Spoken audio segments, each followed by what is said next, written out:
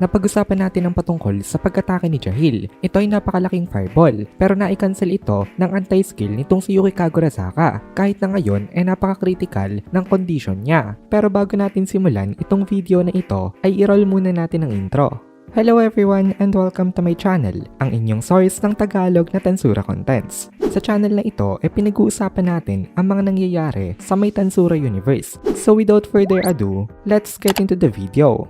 Dahil sa ginawa nitong si Yuki ay na-curious si Jahil sa anti-skill niyang ability. Then tinanong nitong si Laplace itong si Yuki Kagurazaka kung okay lang daw ba ito. Nag-reply naman itong si Yuki sa kanya na of course hindi daw. Gusto niya na daw na magpahinga sa ngayon. Pero syempre hindi naman daw pwede dahil hindi naman ito i-allow nitong kanilang mga enemy. Kaya nagtanong itong si Laplace sa kanya kung ano na daw ang plano nila sa ngayon.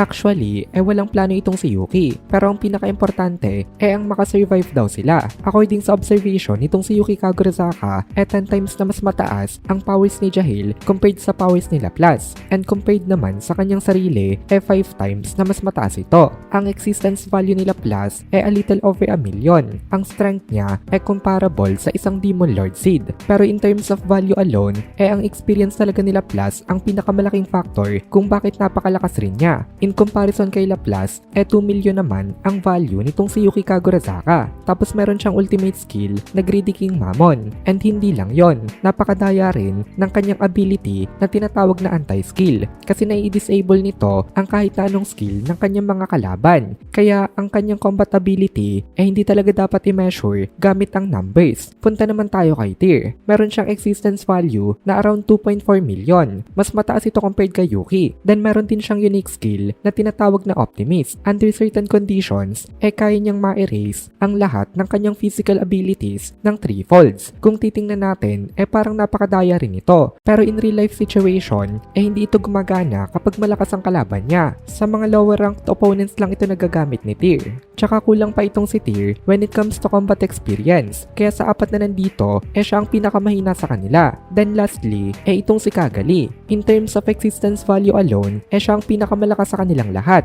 Kasi ang kanyang value ay nearly 3 million. In addition to that, meron nga siyang Ruin Scepter na merong 1 million na value. Kaya in total ay almost 4 million itong si Kagali. Pero unfortunately hindi nga siya malakas when it comes to close combat kasi ang kanyang role ay support type. Kaya kahit na mataas ang value niya hindi rin siya pwedeng asahan. In comparison sa side nitong sila Yuki meron itong si Jahil na 14 million na existence value. Ito ay dahil na i-add rin kay Jahil ang value nitong si Footman.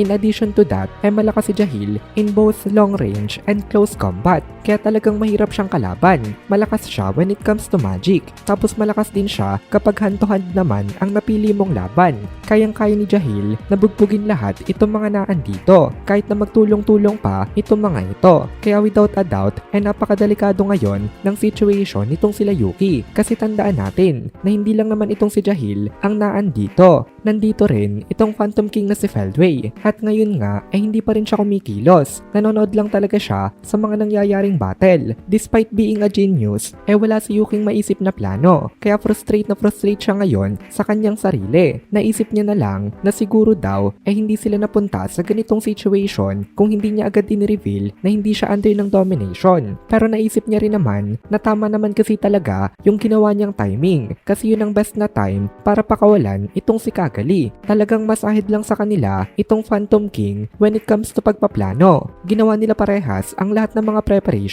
Sadyang mas marami lang na naitagong moves itong si Feldway compared sa kanya. Kaya this time ini-admit ni Yuki ang kanyang pagkatalo. Kasi although matagal na nilang kasama si Footman hindi man lang sila nagduda na may kalaban pala sa may loob niya. Naisip na lang daw ni Yuki na palagi na lang daw ganito. Napaka-unreasonable daw talaga nitong kanilang mundo. Habang naglalaman siya sa mga nangyari itong mundo ang kanyang sinisisi. Talagang napaka-unreasonable daw ng mga nangyayari sa kanya. And speaking of unreasonable, biglang may pumasok sa kanyang utak. Ito daw yung weird nga na slime. Kasi itong slime daw na ito ang embodiment ng unreasonableness. Naisip dito nitong si Yuki Kagurazaka na kung itong si Rimuru-san daw ang nasa situation niya hindi daw ito susuko kahit na ano pa mangyari. Nauna daw siya compare dito na maisummon sa may Cardinal World. Pero nauna naman daw nito makuha makita ang kanyang mga kagustuhan. Lahat ng gusto nitong si Rimuru palagi daw na napupunta sa kanya, kahit na mas mahirap pa daw yung gusto nito compared sa kanyang mga kagustuhan. Kaya talagang naiinggit itong si Yuki Kagurazaka, pero hindi ibig sabihin nun galit siya kay Rimuru. Actually, napatawa pa nga siya nung naisip niya ito. Kaya tinanong nila Plus kung bakit daw siya tumatawa. Kaya nagreply siya. Sabi ni Yuki, may naisip daw kasi siya na isang nakakatawang bagay. Kasi ngayon, iniisip na nila na sobrang nakakatakot na itong kanilang kalaban. Pero meron pa daw na mas nakakatakot pang individual. Ito daw ay yung slime na kayang i-overcome ang lahat ng mga nangyayari. Natawa rin itong sila Plus dito. Sabi nila Plus, si Rimuru-san nga daw ito. Talagang kakaiba daw yung slime na yon. Then sabi ni Yuki sa kanya, buti na lang daw talaga at magkakampi nga sila. Kasi paparating na daw yun dito para magpadala nga ng suporta. Kaya ang kailangan lang nilang gawin ang i-stall itong kanilang mga kalaban. At itong sila Rimuru na daw ang bahala sa mga ito. At dito na muna natin tatapusin itong video na ito. Kung nagugustuhan mo itong mga videos natin, ay please consider joining the membership para mapanood mo na agad ang mga kasunod na part dahil palaging advance ang ating mga members. Also, ay please consider leaving a like at mag-comment ka na din para ma-boost naman tayo ng algorithm.